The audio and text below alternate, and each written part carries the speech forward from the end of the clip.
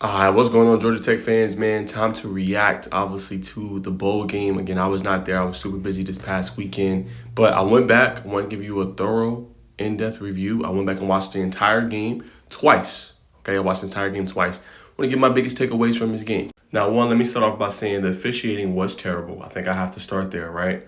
That late hit, obviously, on Bailey Stockton, a fumble that he had that changed a lot of momentum in that game. What I'm saying? Didn't allow him to catch it. That should have been kick catch interference. Didn't get that called, right? And then obviously that phantom call, that defensive pass interference, in the game when it's, pretty close. That spiraled, for Georgia Tech, and they didn't play well, But good thing is, right, you had the lightning strike, what I'm saying? It delayed the game for a little bit. They had a big time lead. And I want to credit Coach Key for having his team fight back, right? 35-27. Vanderbilt won, yes. But one thing I've learned about this team under Coach Key in the Coach Key era, they're going to always fight towards the end. So was it pretty? No. Did they play to the elite level that we've been seeing? No, they did not, right? Not great defense in this one. Turnovers, they had 2 turnovers, 4 total fumbles, only 1 loss. Got to be better there, and then obviously the penalties kind of let it get to him a little bit, but rewrote the ship. Credit to Coach Key for having him come out and play a lot better. All right, now let's talk about Vanderbilt. Now, when I was on SI and I talked about this game, this is one of the big things I outlined. Talk about Diego Pavia, right? He's a phenomenal quarterback, right? It's going to be interesting to see what he's able to do next year with Vanderbilt, right? Got them a winning season this year. They beat Auburn, they beat Alabama, and he was special again that Thursday night, right? 84 rushing yards, 2 touchdowns, also had 160 through the air and 3 touchdowns. They didn't really have a lot of answers, right? He was getting them on a read option. He's able to escape the pocket and buy time. He was throwing dimes to Eli Stowers, another player that I outlined in this game that had a really good one. And he was just a tough guy to stop. Now, I think that goes back to what we said about Tech. Now, obviously, put this into context. Tech didn't have a lot of the great players. They did not have Rodney Shelley. Did not have Kyle Efert. No more Tay Seymour. So they didn't have some of the best players on defense. You know what I'm saying? So nonetheless, though, he did carve them up. So you got to give Diego Pavia credit for what he was able to do in this game, and he absolutely lit them up. You know what I'm saying? And next year, if he's able to do some of the same, he's going to be a problem next year, in the SEC. Now, to what level, what degree, I don't know. But he was an issue in this one, and he had little to no answers for him. All right, now another area where the Georgia Tech defense struggled in was third down. 6 of 12, 50% in this game, obviously for Vanderbilt. So that's an area they really struggled in. And like I said, I think the team speed is going to be so much better next year with the 2025 class they got coming in and a lot of these elite recruits that they got out of the transfer portal. I think you're going to see a lot of things shored up. But I want to give credit to Tyler Santucci for what he was able to do this year with his team. They were a lot better defensively. Just this game, not as good as we are accustomed to seeing. Gave up 146 rushing yards. They don't usually do that. But again, you miss a lot of your key players. Credit to Vanderbilt for being well balanced. Look at this total, 160 to 146. That made a difference. They were passing it. They was running it. Like I said, Tech had little to no answer. Now, more credit I want to give to, obviously, Haynes King. He had a phenomenal season. He did have the 1 interception, but he was lights out. Now, granted, this offense didn't have any explosive plays for real, right? They had a couple big-time catches down the field. I want to give credit to Malik Rutherford in this one.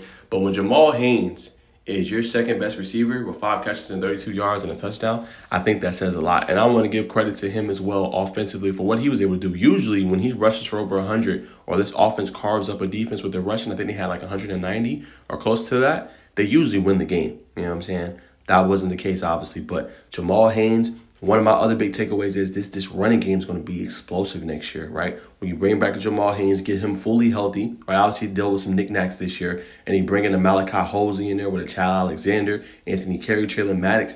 This might be one of the most deepest positions on this Georgia Tech team looking into the 2025 season of what they can do. And obviously, great game for him, 136 yards rushing. He was phenomenal in this one. Now, obviously, we was talking about King. Like I said, 204 yards, 3 touchdowns, only 2 interceptions this year. So when you think about King, obviously he missed some time, but when he was a starter, there was a very good football team.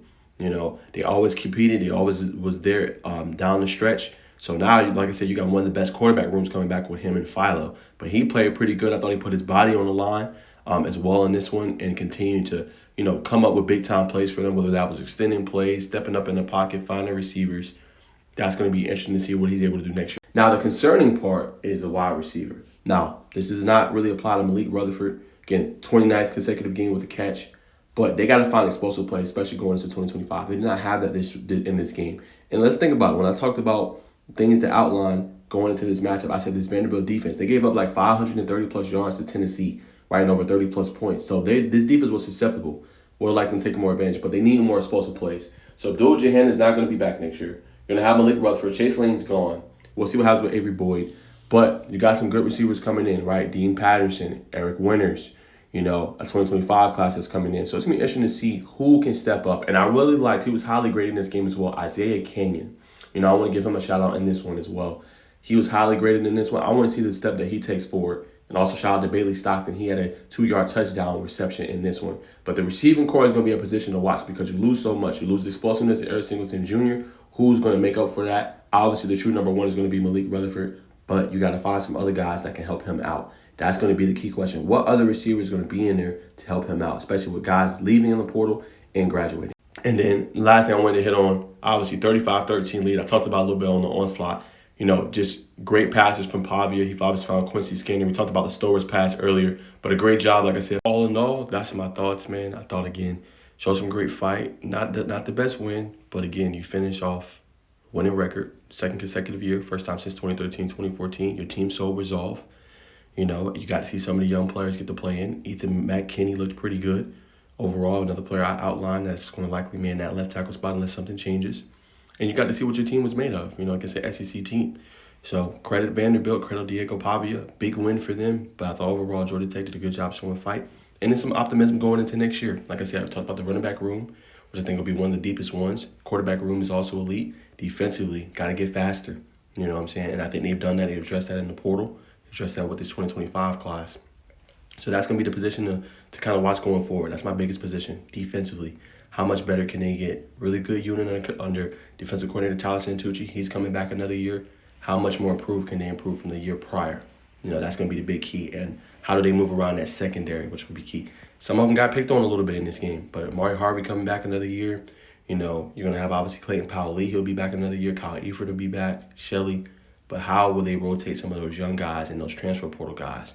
That's going to be interesting to watch as well. And how much pressure can they generate with this new class? The Carrington Coombs, right? The Derry Norrises of the world.